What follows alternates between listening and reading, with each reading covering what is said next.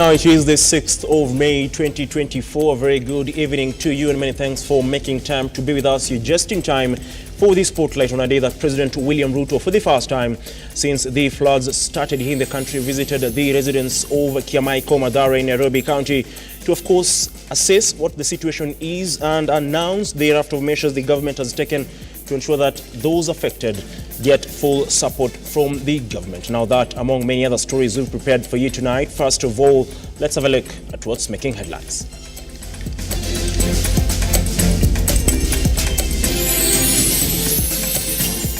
Tonight on the spotlight, the government seeks help from partners to resettle flood victims as President William Ruto visits Mathare.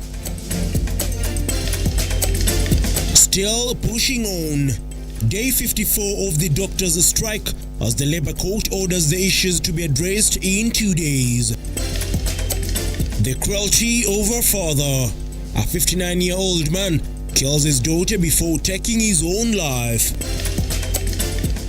The rains are causing havoc, but who is speaking for the special groups? Tonight, nominated Senator Crystal Asige is on the spotlight.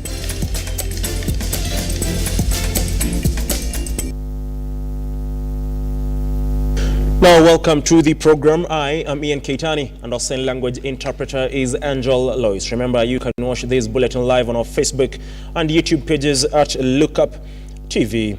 Let's kickstart our bulletin now. And President William Ruto today visited the residents of Mathare in Nairobi County to assess the flooding situation and check on the victims displaced by heavy rains. The president toured the Kiamaiko area where he addressed locals, assuring them of government support. Ruto further said the government will give each affected family 10,000 shillings to help them seek alternative accommodation for 3 months as the government seeks a lasting solution.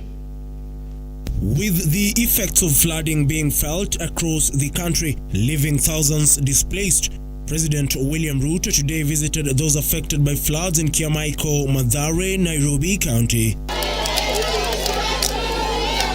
President William Ruto, while addressing those affected by floods in the area, announced that the government will offer support in paying rent at alternative places, with the government setting aside 1 billion shillings to renovate schools affected by floods.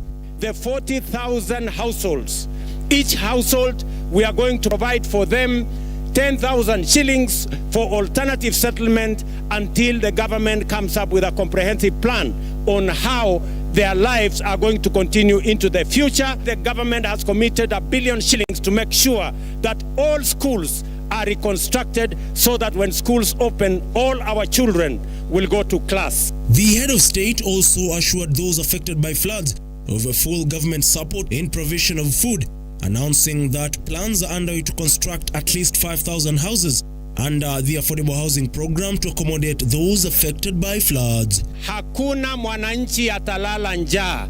Hakuna mtoto atalala njaa. Tutalete chakula ya kutosha, kila mwananchi apate chakula mpaka pale kila mtu atakuwa amejipanga na vile mambo yake yanaendesha kawaida. Kupitia hiyo mpango ya affordable housing, hiyo hazina ambayo tumeanzisha sasa hapa Kiamaiko, hawa watu wametoka hapa. Wiki hii tunatangaza kandarasi ya kujenga nyumba 5,000 ambayo itafaidi watu ambao wametoka hapa, wao wataenda kuishi kule. Nyinyi mnanielewa? Kule Kibira tunaweka nyumba 5,000. Hapa Kasarani Mwiki tunaongeza nyumba 10,000. Wiki hii peke yake tunatangaza ujenzi wa nyumba 20,000 ambayo itasaidia watu wa Nairobi ambao wanaishi katika vitongoji duni kama hii. As heavy rains continue pounding various parts of the country, Deputy President Rigathi Gachagua today led a meeting bringing together members of the Floods Steering Committee, with the DP assuring Kenyans of government support during this difficult time. The National Disaster Response Steering Committee technical team identified and categorized the most urgent areas requiring expedited support. We call on counties to dig even deeper and facilitate any additional amounts necessary to save the lives and livelihoods of our people. As of this morning, we have directed the National Treasury to give priority while disbursing funds to those counties that are very affected. Elsewhere, National Assembly Budget Committee Chairperson Ndindi Nyoro has called on government institutions to utilize their funds in helping those affected by floods. Nyoro was speaking during his visit to the victims of Mai Mahiu flash floods. All the government's institutions and agencies wale wanasaidia katika hii maneno ya maafuriko na janga ile imetupata. Please, muendelee mtumie pesa ya serikali hata kama haiko kwa budget. Sheria inawapea ruhusa, you can use up to 10% ya kuangalia Wakenya wakipata masida kama hii. Na hiyo maneno ikikuja bunge ya ile fedha mumetumia, I want to assure all the government institutions we are going to approve those expenditures as budget committee and as parliament. Ian Keitani, Lookuptv. That story was produced by one Brian Amoy. Let's talk matters health now, and today marks day 54 of the doctors' strike, with KMPDU calling on the government to stop the chest-thumping attitude and foot-dragging behavior. This comes as the Labour and Employment Court ordered that the discussion between the doctors and the government should be concluded within 48 hours. For the union makes us strong. Viva KMPDU, viva! Viva! Reiterate, or you can tell us to believe that if we have a return to work agreement that is not anchored in the CBA, then the formula will be implemented. We have had promises before, and that's why we are focused on seeing commitments and results. We gave a strike notice on 6th of March 2024, and now 4 days later, we have seen government still struggling to understand some of the issues that we had put in place. We have seen that they have no will to implement them, because if they had a goodwill, from 6th of March to now in May, most of these things will have been done to show that they actually want to do them. But we are still back and forth on issues that should have been done in the right way. We are seeing them reinventing the wheel, like in to have a return to work agreement which was filed in court today. The obstacle posed by ego-driven actions from the government should not impede the progress towards resolving this crisis and ending the strike promptly. Our collective bargaining agreement stands as a cornerstone of our negotiation. Chama kitasimama na kumecha tapita, lakini chama kitasimama. Chama kitasimama. Now, Nairobi Governor Arthur Johnson Sakaja has confirmed to the Senate Public Accounts Committee that the Nairobi Metropolitan Services left behind a 16 billion shillings pending bills and several unfinished projects within the county. Sakaja, who appeared before the committee to answer to 2 audit reports for the financial year 2021-2022, confirmed that Nairobi County remitted over 27 billion shillings to NMS during its tenure. However, NMS left behind a pending bill that is still under scrutiny. To push that down the throat of the county, I told them, listen, why are we being asked to pay for this 1 billion? Yet the staff at NMS were both county and national.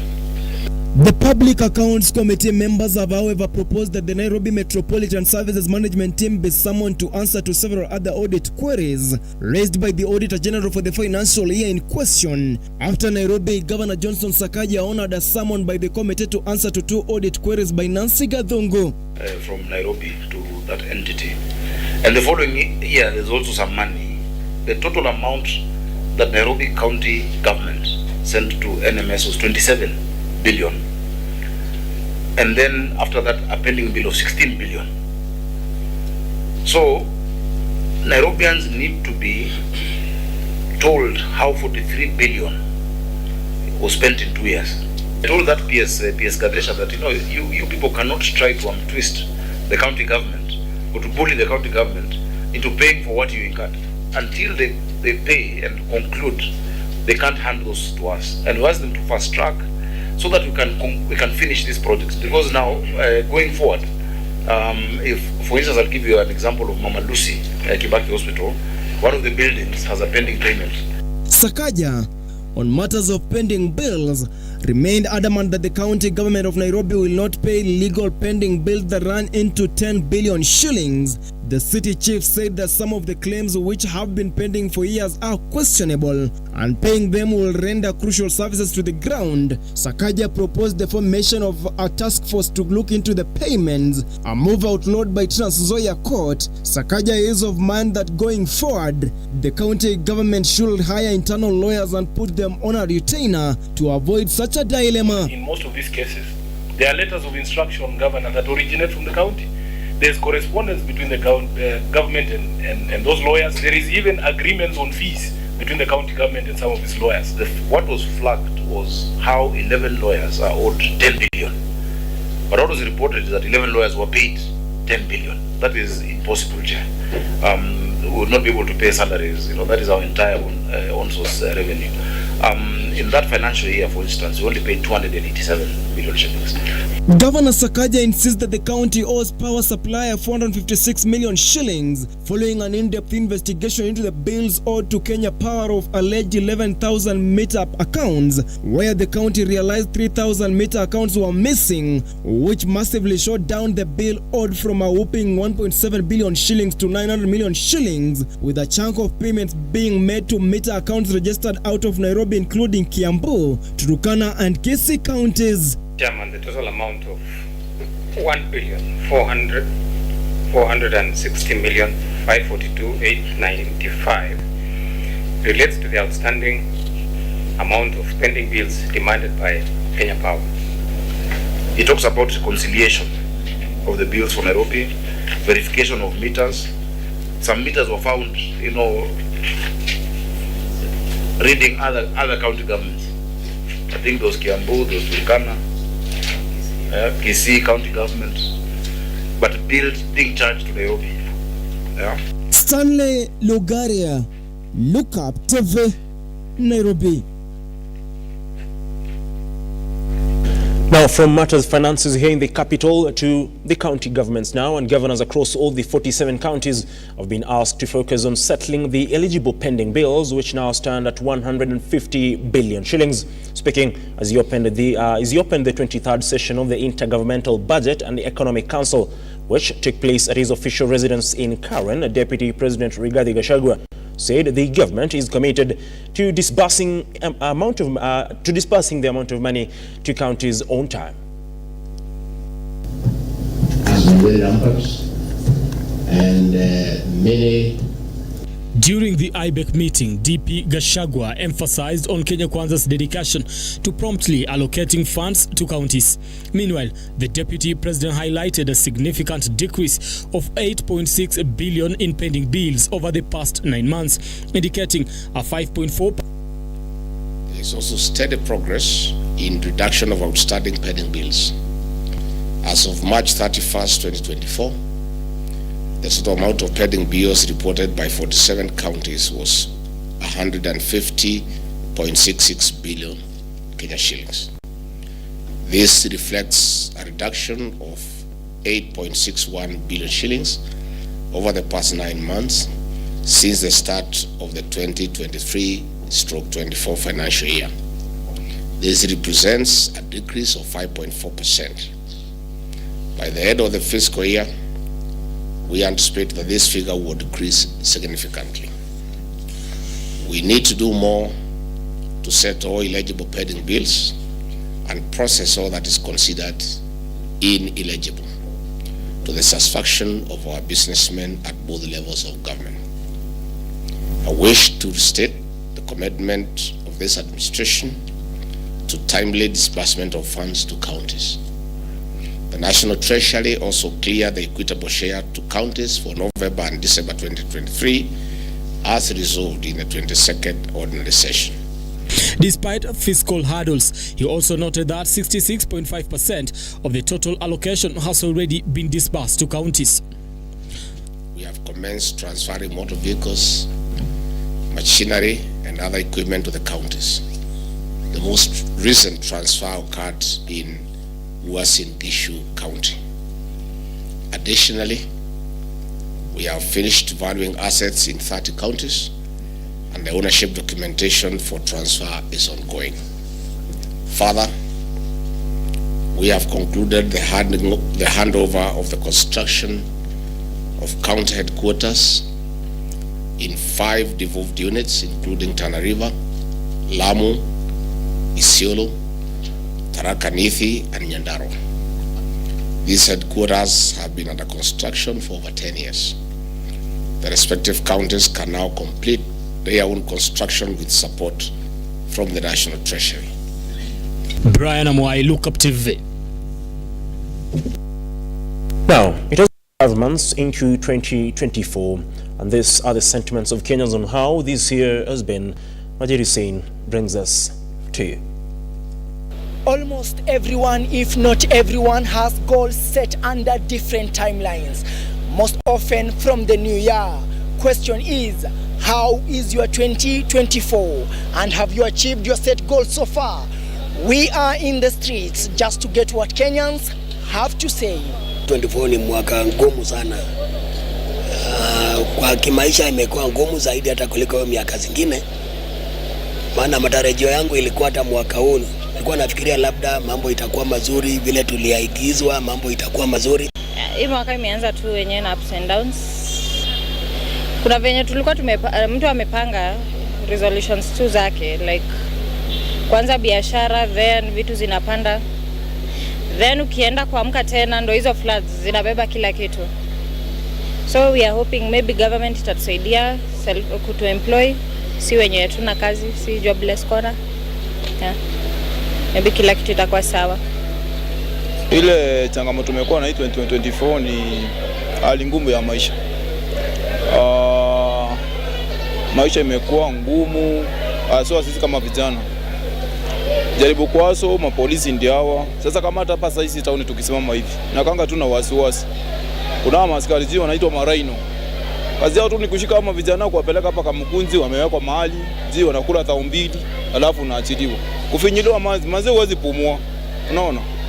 Walituambia watatupatia makazi, kazi hakuna. Living imeenda juu sana.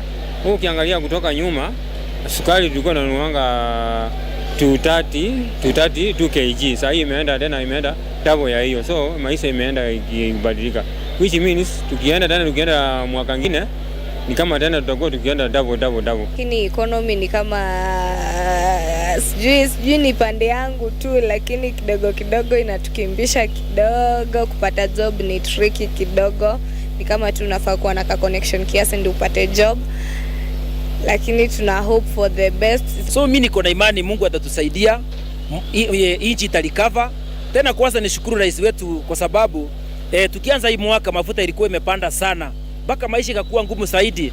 Sasa tunaweza toa shukrani, tumwambie venye alipunguza mafuta, tunasema asante. Na tena nikubuse serikali yenye tulichagua.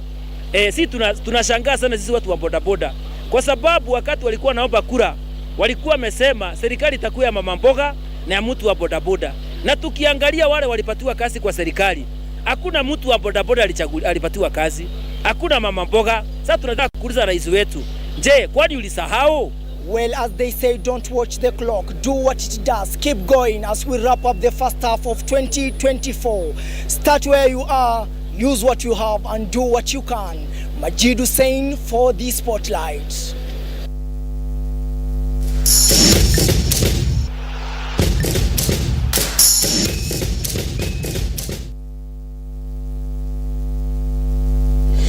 Let's talk matters sports now. And heavy rain downpours in the country compelled change for the National Local Tour US Kids Golf that was slated for the Thika Sports Club. The Junior Golf Foundation had to look for an alternative, whether the tournament henceforth moved to the Windsor, though also affected by the rains.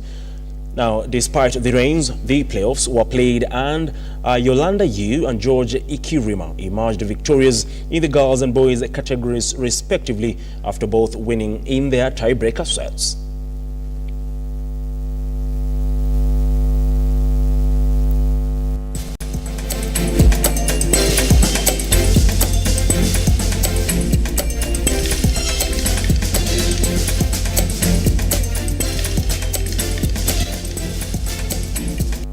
Now, the English Premier League Week 36 continues this particular night, with Manchester United playing against Crystal Palace at the Selhurst Park at 10 p.m. The Red Devils are without central defender Harry Maguire, currently on the sidelines due to a muscle injury. United will hope to attain 3 points to keep their next season's Europa League participation alive.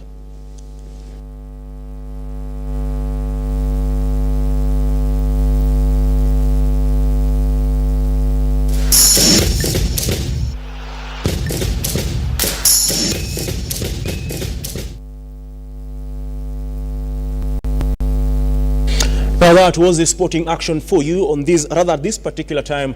We take a short breather, but don't forget, because after this break we'll be speaking to Senator Crystal Asige in regards to the plight of those living with disabilities amid the flooding situation here in the country. What has been the response of the government to not only the flooding situation but to help those living with disabilities? That is after this break.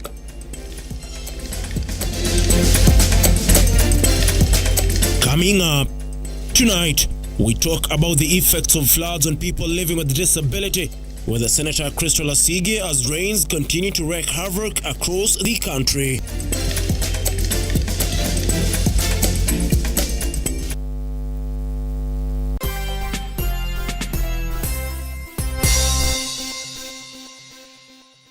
Hii kazi ya maji haikuangi rahisi. Saa zingine deliveries ni mingi na natembea